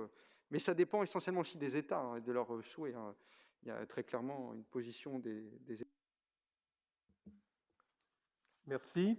Je vais donner la parole à mon voisin pour répondre à propos de la Normandie. Oui, vous posiez la question de l'enveloppe pour la Normandie. Donc, le chiffre précis pour 2021-2027, donc en Fonds européen de développement régional, le FEDER, en FSE, Fonds social européen, mais aussi en FTJ, Fonds de transition juste, puisque la Normandie est aussi éligible, en tout cas la Seine-Maritime, au fonds de transition juste. Ça fera une enveloppe d'un peu plus de 596 millions d'euros. C'est la 10e enveloppe française. Donc, si vous comptez que les régions ultra-périphériques sont un petit peu à part, c'est quand même dans la fin du premier quart des régions métropolitaines françaises en termes de dotation. Alors, il faudrait la rapporter au nombre d'habitants pour avoir une précision exacte. Il faut savoir que la répartition de l'enveloppe s'est faite selon un critère totalement transparent. Elle a été faite au prorata par rapport à l'enveloppe française des PIB par habitant de chacune des régions. Donc vous recevez d'autant plus que votre PIB par habitant est faible, et ceci pour accompagner le besoin de cohésion territoriale au sein de l'État français, puisque l'enveloppe est fixée sur la base de critères communautaires pour chaque pays, mais ensuite chaque État membre a le droit d'allouer, de répartir cette enveloppe comme il le souhaite, avec un certain nombre de règles à respecter, et notamment de ne pas transférer de l'argent des régions les moins riches aux plus riches, mais par contre en encourageant les États membres à faire l'inverse. C'est le choix qui a été fait en France. Merci. Nous allons donner la parole à la salle. Monsieur Duron, vous voulez rajouter quelque chose ? Peut-être un mot pour la formation des élus locaux et régionaux, monsieur. D'abord, je crois qu'il n'y a pas de formation initiale pour être un élu. On vient avec, j'allais dire, son capital formation qui est soit professionnel, soit associatif. Mais les élus ont la possibilité de se former. Et il y a depuis maintenant une trentaine d'années des crédits que peuvent voter les conseils municipaux, les conseils départementaux, les conseils régionaux. Ils n'utilisent pas suffisamment cette possibilité. On le fait maintenant parce que depuis une quinzaine d'années, on a le souci d'éviter l'augmentation de la fiscalité locale. Donc, on réduit certaines dépenses de fonctionnement et celles-là sont souvent les plus malmenées. Et c'est, je crois, tout à fait dommage. Moi, pour ma part, lorsque je présidais la région, puis ensuite la ville de Caen, je m'efforçais d'emmener mes élus une fois par an, pas tous, mais en fonction des thèmes, une fois par an à Bruxelles. Et lorsque, j'allais dire, le fonctionnaire européen qui supervisait notre région venait à Caen notamment, eh bien, je faisais en sorte qu'il rencontre le plus grand nombre d'élus possible, de manière à ce qu'il y ait comme ça une familiarisation des choses. Sur les questions de l'hydrogène, il faut savoir que l'hydrogène, d'abord, pour l'instant, on ne produit pas beaucoup d'hydrogène vert. On en produit dans le sud-est avec notamment le potentiel hydroélectrique alpin. mais on n'a pas encore, j'allais dire, suffisamment d'hydrogène vert pour assurer, par exemple, le fonctionnement de la mobilité en France. Et puis le deuxième inconvénient, c'est que ça coûte diablement cher. Un autobus à hydrogène, ça coûte 3 fois plus cher qu'un autobus classique. Et alors qu'un autobus électrique, ça ne coûte que 2 fois plus cher. L'électricité, c'est pas parfait, mais ça tente à s'améliorer. Aujourd'hui, on voit des véhicules qui dépassent les 400 km d'autonomie. Puis surtout, ce qu'il faut apprendre, c'est qu'on n'a peut-être pas intérêt à avoir une voiture multi-usage avec une très grosse batterie, mais avoir peut-être une voiture petite voiture avec une petite batterie, parce que ce qu'on ne mesure pas quand on regarde, j'allais dire, l'empreinte carbone d'un véhicule, c'est qu'il n'y a pas que l'usage, il y a aussi sa construction et sa destruction. Donc, les voitures un peu importantes sont, j'allais dire, beaucoup plus impactantes sur l'environnement que les véhicules plus légers. Donc il y a des stratégies à avoir. C'est pour ça que les constructeurs aujourd'hui sont en train de proposer des stratégies commerciales différentes en suggérant aux gens de louer leur voiture plutôt que de ne l'acquérir et pouvoir avoir une possibilité d'avoir une petite voiture 5 jours sur 7 et une voiture un peu plus conséquente lorsqu'on part en vacances, en week-end ou autre chose. Voilà, ben, c'est une réponse, comment dire, l'hydrogène, on y viendra, on y va, on y travaille, mais ça profitera d'abord probablement aux véhicules lourds, aux camions, des choses de cette nature, plutôt que les petits véhicules. Enfin, moi, c'est mon sentiment pour l'instant. Merci. Donner la parole à la salle à nouveau. Qui prend la parole? Bonjour. Merci de vos exposés, très intéressants les uns et les autres. Je retiens, moi, différents éléments et puis des observations. Jean-Michel Clémenceau. Je suis responsable de plusieurs associations, notamment dans le secteur des aides à domicile, des personnes handicapées et de la cohésion dans l'emploi. Je fais partie aussi de l'Observatoire du dialogue social. Vous avez dit la cohésion, ça fonctionne. C'est une bonne chose. La diminution des disparités régionales aussi est bien en route. Mais il y a encore quand même des domaines sur lesquels les populations souffrent. Et notamment, je n'ai pas trouvé quand même beaucoup de développement au niveau de la pauvreté des jeunes. C'est un point qui me semble quand même très important, et notamment au niveau des jeunes étudiants. C'est sûrement des observations qu'on retrouve dans beaucoup de nos pays européens. Le vieillissement aussi est un souci majeur. Je n'ai pas vu beaucoup de mots et de phrases autour de cette problématique qui est là devant nous. On y est, certains d'entre nous, et vous allez y arriver tous, un jour ou l'autre. Et on le voit bien qu'on n'est pas préparé d'abord à accepter de vieillir et les modalités aussi de bien vieillir. Comment on peut être aidé et accompagné. On le voit, là où il y a aussi des développements et des actions à mener, mais très rapidement. Il ne faut pas attendre 2050 et au-delà. Alors, moi, je note aussi quelque chose qui va de soi au niveau de développement de la cohésion, de la mobilité, le logement. Je ne sais pas si le terme logement est utilisé dans vos rapports. Peut-être, hein, je n'ai pas eu le temps de tout lire, de m'en imprégner, mais vous pourrez nous dire quelques éléments. Et puis la culture aussi.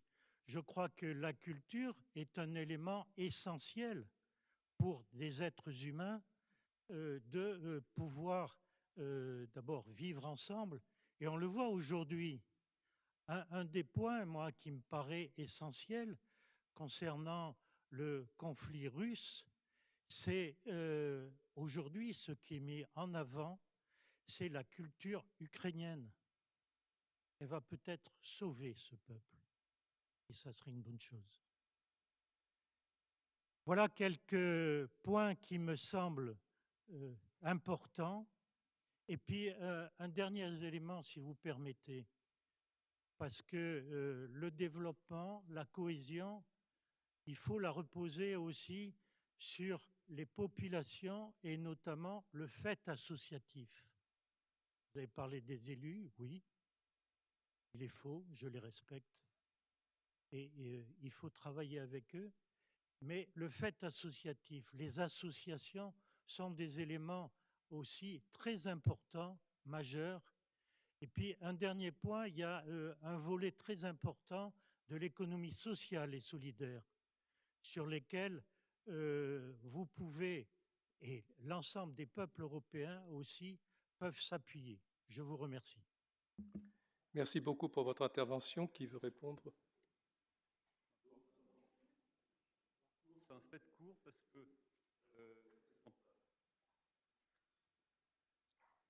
Merci, monsieur.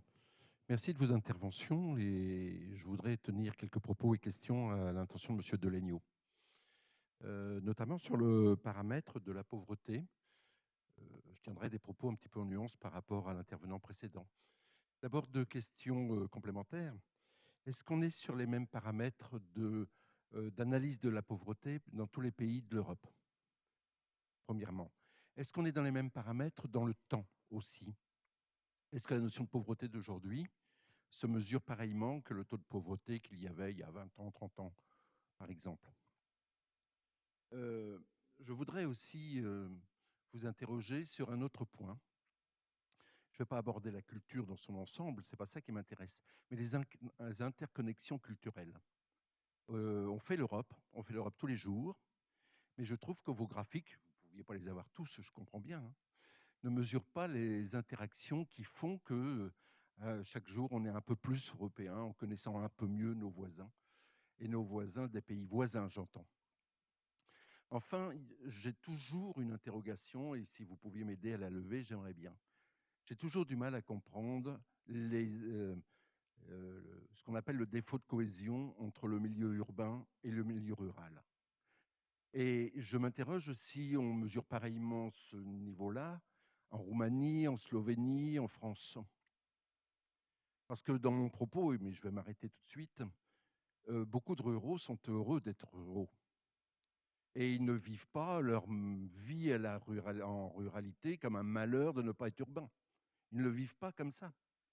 Ils le vivent avec une certaine satisfaction d'être des ruraux. Alors je trouve qu'on oppose ruraux et urbains d'une manière un peu artificielle. Et peut-être que moi je trouve même un petit peu absurde.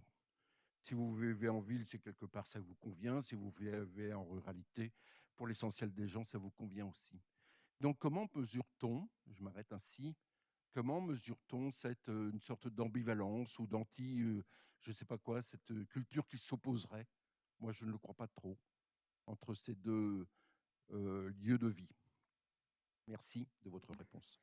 Oui, alors deux interventions assez longues qui répond. Oui,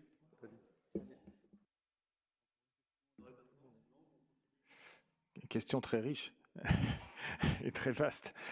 Peut-être sous un angle, l'opposition effectivement urbain-rural. C'est un vieux débat européen depuis de longues années. Et les discours officiels vont plus dans votre sens, c'est-à-dire qu'il n'y a pas d'opposition entre l'urbain et le rural. Et au contraire, il faut travailler justement sur les articulations entre l'urbain et le rural. Prenons l'exemple des circuits courts, qui sont typiquement une articulation claire entre les besoins de consommation des milieux urbains et l'approvisionnement je dirais, respectueux des enjeux environnementaux et du capital économique que peut représenter le milieu rural. Par contre, il y a des milieux ruraux, plus ou moins favorisés. Mais c'est surtout là-dessus que les pouvoirs publics, que ce soit français ou européens, sont interpellés. Et sous l'angle de la politique de cohésion, c'est plus sous le thème des services, de l'accessibilité au numérique, ou de l'accessibilité à la santé, que la plupart des revendications sont faites et on peut les entendre. Et il y a possibilité pour la politique de cohésion, non pas de dire si c'est mieux ou moins bien de vivre dans le rural ou dans l'urbain, mais de dire voilà, quand chacun de ces milieux a ses inconvénients et ses avantages, essayons de les accompagner pour que ces inconvénients soient le plus faibles possible. Donc sur la politique de cohésion, sont par exemple finançables les maisons de santé en milieu rural. Hein. C'est pas le cas dans les milieux urbains, je dirais confortables, où on peut penser que la puissance publique peut se les payer soi-même. Alors sauf dans les quartiers en difficulté, où là aussi c'est possible. Donc ce qu'on essaye à chaque fois, c'est d'intégrer une dimension cohésion selon les approches spécifiques à certains types de territoires.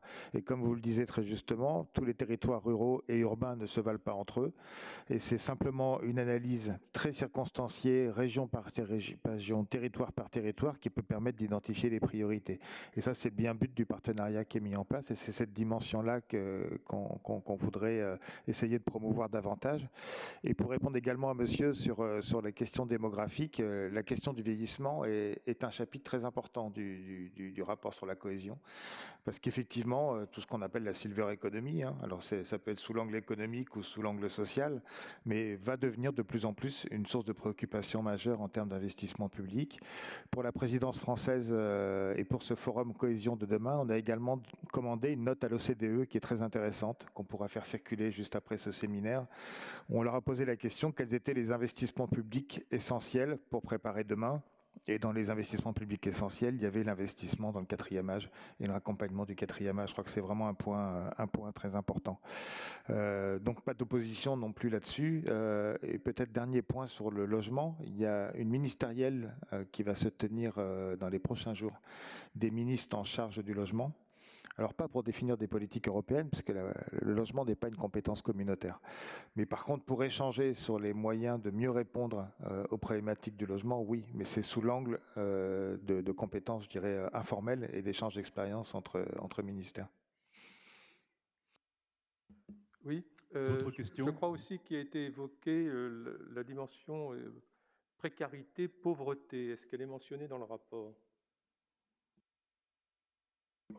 Au niveau social, oui, il y a toujours les analyses d'indicateurs de pauvreté, hein, qui eux sont comparables d'un État membre à l'autre. Et quand on raisonne en PIB, on raisonne toujours en PIB en parité de pouvoir d'achat. Donc il s'agit bien non pas de comparer le volume total, mais bien son référentiel par rapport au coût de la vie dans chacun des États membres qui peut être très différent. Donc toutes les analyses de PIB, bien sûr, restent grossières, elles sont très critiquées, mais on n'a pas trouvé mieux pour pouvoir comparer effectivement les capacités propres à chaque individu dans chaque pays où il vit. Une autre Merci. question Une autre question que voulait poser quelqu'un qui est parti. Quelle est la politique de cohésion qu'a mis en place l'Union européenne en matière de santé, et notamment par rapport aux risques sanitaires du Covid, etc. Alors, il y avait un tabou en matière de santé. La santé n'est pas un investissement éligible au titre de la politique de cohésion. Avec la pandémie, les choses ont changé. Il y a eu plusieurs initiatives. La première, au tout début, lors de la première vague, ça a été le CRI, la Corona Response Initiative, qui a permis, non pas de mettre de l'argent frais supplémentaire, mais qui a permis, sur la fin de programmation 14-20 des régions, d'utiliser les queues de crédit, il y en avait encore pas mal, hein, pour investir dans la réponse à la pandémie, essentiellement sur 2 volets. Ça a été pour l'achat de tout le matériel, les masques, etc., mais aussi tous les appareils respiratoires qui ont été nécessaires et qui faisaient crûment défaut au début de la pandémie, et également pour investir dans des chambres d'hôpitaux, dans la création et le financement de nouvelles chambres d'hôpitaux, et ça a été utilisé assez massivement en Europe au tout début de la pandémie avec cette facilité. Et puis dans un deuxième temps, il y a une autre initiative qui a été créée, c'est REACT-EU. Ça fait partie du plan de relance des 750 milliards. Vous savez que dans les 750 milliards, il y a grosso modo la moitié qui vont sur des plans nationaux et la moitié qui ont été des abondements des politiques communautaires actuelles. Et donc, on a abondé la politique de cohésion. En France, ça a représenté 3,9 milliards d'euros. Et ces 3,9 milliards d'euros sont venus abonder les programmes régionaux 14-20 pour financer essentiellement des activités de reprise économique vis-à-vis des tissus de PME, PMI et des dépenses de santé en investissement majeur. Et c'est ce qui est en train d'être mis en œuvre actuellement. On est en plein milieu de la mise en œuvre de ces crédits. Merci. D'autres Encore questions? Une question, oui. Bernard? Oui, Monsieur Nicolas Maillot-Rossignol, lorsqu'il était président de la Haute-Normandie, faisait apparaître dans la présentation du budget régional tous les crédits qui étaient cofinancés par l'Europe, et j'ai trouvé ça formidable. C'était très pédagogique et ça contribuait à pouvoir construire une citoyenneté européenne chez les Normands. Je me suis entretenu de cela avec Monsieur Hervé Morin qui m'a dit oui, je ferai quelque chose, il n'a rien fait jusqu'à présent, et je pense que ça, c'est essentiel. Juste pour rebondir par rapport à ce que vous dites, donc comme je vous le disais, j'ai beaucoup eu l'occasion et la chance de parcourir l'Union européenne. Et effectivement, dans certains pays, on met explicitement en évidence que les projets ont été financés par l'Union européenne. Et si on devait mettre des drapeaux sur tous les programmes et les bâtiments qui, en France, ont été financés par l'Union européenne, il y aurait beaucoup de drapeaux qui auraient des drapeaux européens, y compris, par exemple, pour reprendre la question sur la culture, des théâtres qui ont été cofinancés par l'Union européenne. Et si l'Union européenne n'était pas venue abonder sur la construction d'un théâtre, le théâtre n'aurait jamais vu le jour parce que la commune n'aurait pas eu la capacité d'investissement pour financer ce théâtre. Et donc aujourd'hui, effectivement en France, et c'est pour ça peut-être aussi que, et c'est ce que nous dit le rapport, en France on n'est pas très europhile, c'est justement parce qu'on ne met pas en avant tout ce que l'Union européenne fait en France. Oui. Oui. Alors du coup, là, ça a changé. C'est-à-dire que pour 2021-2027, il y a un certain nombre de règles qui obligent maintenant à afficher. Il y a même des règles sur la taille des panneaux, etc. Mais en tout cas, pour dire, voilà, l'Europe fait des choses chez vous. Et on a souvent tendance, malheureusement en France, à masquer ce que l'Union européenne fait, ce qui est dommage parce qu'elle en fait beaucoup quand même. Mais elle ne fait pas tout. C'est aussi ça qu'il faut... Je pense que c'est un message important, c'est que il ne faut pas non plus chercher à dire l'Union européenne ne fait pas grand-chose pour ci ou ça, parce que voilà, c'est qu'une politique de cofinancement et que voilà, il y a aussi voilà, en France, la politique de cohésion,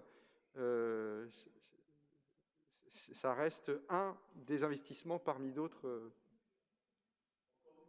Oui.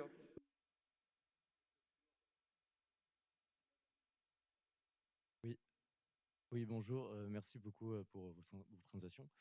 Ça a été évoqué aujourd'hui, on a vu l'apparition de la deuxième partie du rapport du GIEC sur les conséquences du changement climatique, et notamment tourné vraiment autour de l'adaptation au changement climatique.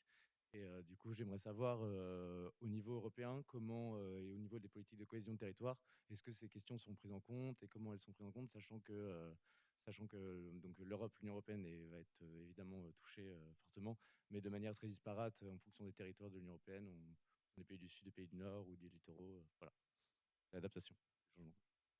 Donc une politique sur la lutte européenne contre le réchauffement climatique. Il y a un pacte vert.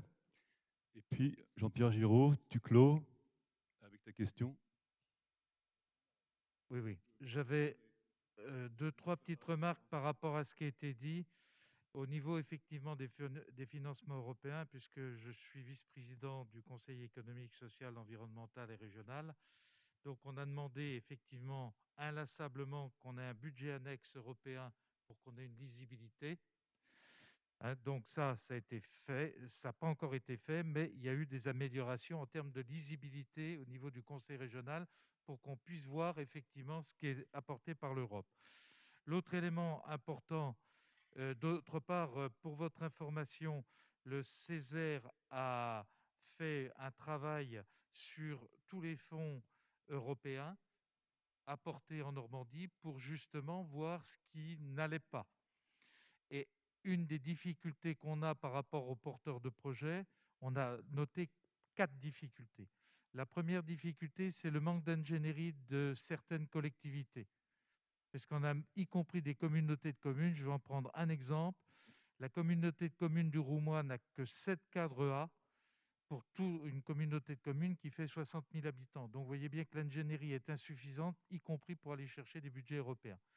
La deuxième chose qu'on a identifiée, c'est le fait que quand la France transcrit les règles européennes des financements apportés, elle a tendance à remettre une couche de règles supplémentaires ou de principes qui font qu'effectivement, ça rend difficile l'accès des financements à un certain nombre de collectivités ou de particuliers ou d'entreprises.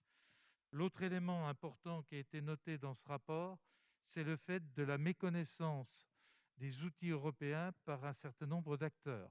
Donc ça demande effectivement un gros travail.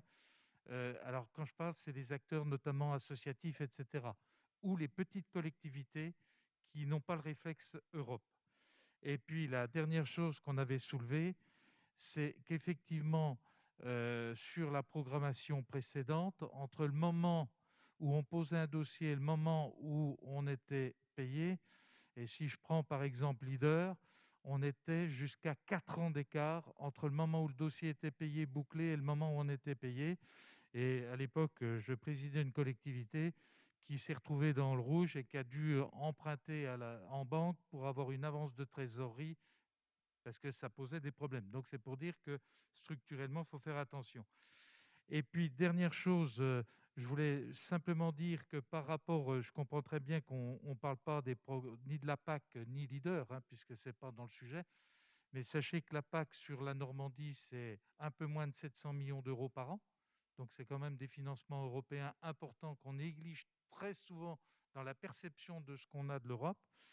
Et d'autre part, des programmes comme Leader, hein, puisque j'ai été président d'un groupe d'action locale, eh bien, il faut savoir que ça rejoint beaucoup de choses que vous avez dit, c'est-à-dire l'innovation, le fait qu'on puisse avoir du lien social, le fait qu'on puisse avoir des projets à petite échelle, et c'est le seul, et c'est peut-être ça qu'il faut retenir, parce qu'au niveau du FEDER, ce n'est pas possible, c'est le seul mécanisme financier européen qui permet d'aider des associations, des particules, des entreprises, des petites entreprises, etc., alors que FEDER a une mécanique très lourde. Et la question que je pose, bon, je sais que ça ne sera pas pour la prochaine programmation, mais ça serait bien que l'Union européenne s'inspire de ce mécanisme Leader, hein, qui permet de financer des petits projets, y compris dans le FEDER, quitte à qu'on n'ait qu'une petite partie de l'enveloppe, mais pour ces petits projets. Et c'est très positif par rapport à l'Europe, parce que ça diffuse l'Europe dans tout le tissu socio-économique. Merci Jean-Pierre. On clôt le débat. Alors, juste une information, il y a un bureau de représentation à Bruxelles de la Normandie, région Normandie réunifiée en 2015, qui vous informe sur comment souscrire à des appels à projets, comment monter des projets, et c'est en direction des élus, des collectivités locales, des associations, de toute personne qui veut monter un projet, un partenariat. C'est toujours difficile, bien sûr, mais ça existe. Vous allez à la région, vous demandez Madame Cécile Combette-Murin, et elle est à votre disposition pour vous expliquer, en termes de formation et en termes d'appel à projet, ce qu'il faut faire. C'est un bureau doté de 5 ETP. Merci Charles pour ces précisions, donc, qui est important, qui est central et que vous pouvez contacter comme vous voulez. Voilà. Oui, merci Charles. Je redonne la parole tout de suite donc à mon voisin pour répondre aux questions qui viennent d'être posées. Oui, quelques réponses très rapides. Sur le climat, c'est simple. Obligation de 30% dans tous les programmes d'action en faveur du climat. Donc la priorité, elle est très claire, elle est énoncée. Et il y a une deuxième chose qui est arrivée tardivement de la part de la Commission, qui est un nouveau principe qui s'appelle le DNSH, Do Not Significant Harm, ce qui veut dire en gros aucun projet qui nuit à l'objectif de réduction de l'impact sur le climat ne pourra être financé par des fonds européens. C'est-à-dire tout projet contraire ne sera par définition pas éligible. Donc pour le climat, on voit qu'il y a vraiment une montée en puissance très claire par rapport à 2014-2020.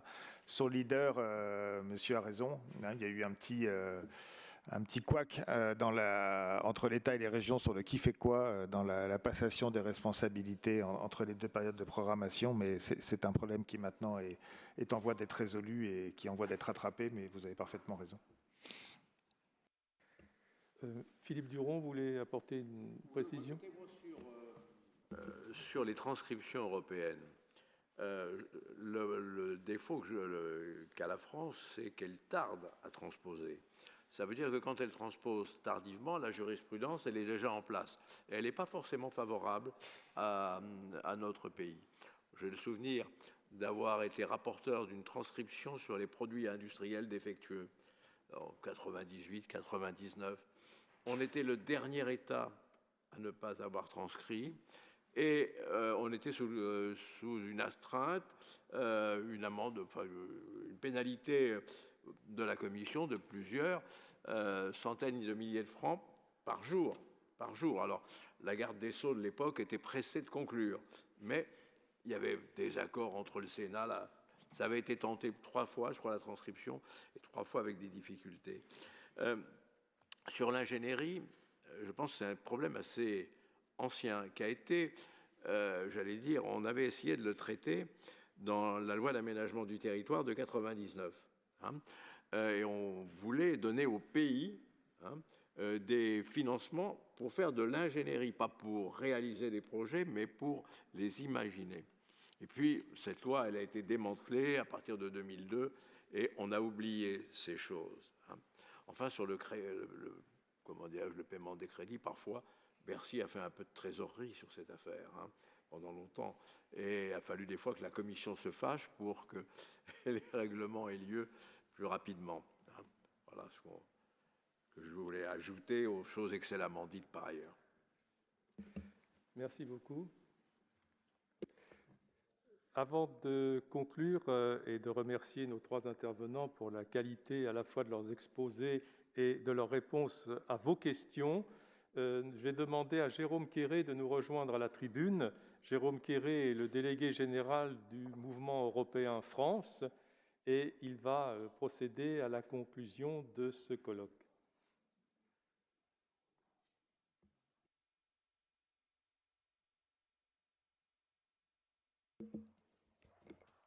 Bonjour à toutes et à tous, merci pour cette invitation, merci à ce riche échange.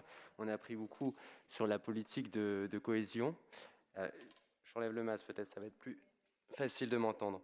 Donc merci beaucoup pour toutes ces précisions sur la politique de cohésion. On a vu en effet que malheureusement elle est assez, pas assez connue de la part d'un côté de certaines collectivités locales, de certains élus. Et donc, il y a des solutions à ça. Et je cite notamment le label Ville européenne, qui a été lancé par les Jeunes Européens France, soutenu par le Mouvement Européen France et l'Union des fédéralistes européens, dont la ville de Rouen s'est engagée dans ce label, donc qui peut permettre aussi d'accompagner certaines collectivités justement à la connaissance de la politique de cohésion et des opportunités européennes de manière large. Il y a aussi parfois un manque de connaissances aussi de la part des citoyens, notamment, c'est ce qui a été cité, sur la géopolitique du mécontentement dans des zones qui peuvent paraître défavorisées et dans lesquelles il y a un moindre accès aux services publics. Et donc la politique de cohésion peut et doit servir justement à renverser la tendance pour les citoyens et montrer que l'Union européenne peut avoir et a des répercussions très concrètes dans leur vie. Et cela peut favoriser leur sentiment d'appartenance à l'Union européenne lorsqu'on voit concrètement cet impact. L'impact de la politique de cohésion, elle peut être très large, on l'a entendu en matière de transition écologique, l'un des enjeux très importants en ce moment et qui est beaucoup porté notamment par les jeunes. Et il y a aussi la transition numérique. Et donc là, on voit tout l'intérêt dans ces 2 transitions sur l'emploi au niveau local, parce que c'est aussi l'un des objectifs de la politique de cohésion sur comment favoriser l'emploi au niveau local et l'économie locale. Merci encore au Mouvement européen Seine-Maritime et à la ville de Rouen d'avoir organisé donc cet échange très intéressant, et merci encore une fois aux participants et aux intervenants. Merci beaucoup.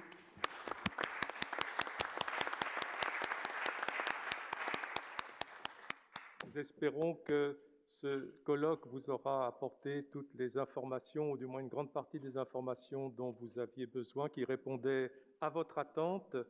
Et comme notre président Philippe Tillet l'a dit en introduction, nous avons une autre manifestation, donc le 15 mars, au lycée agricole d'Yvetot, qui sera particulièrement consacrée au pacte vert, à la ruralité et aussi, bien sûr, dans le prolongement des questions que nous avons évoquées aujourd'hui.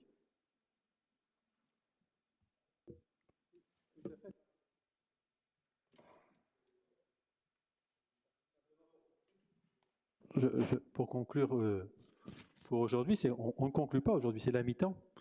Hein. On se retrouve tout à l'heure par une deuxième conférence sur le thème, à peu près toujours le même thème, mais vu autrement, puisque notamment là, il sera animé par les jeunes Européens. Là, nous, c'est les vieux, ça se voit bien, les têtes que nous avons.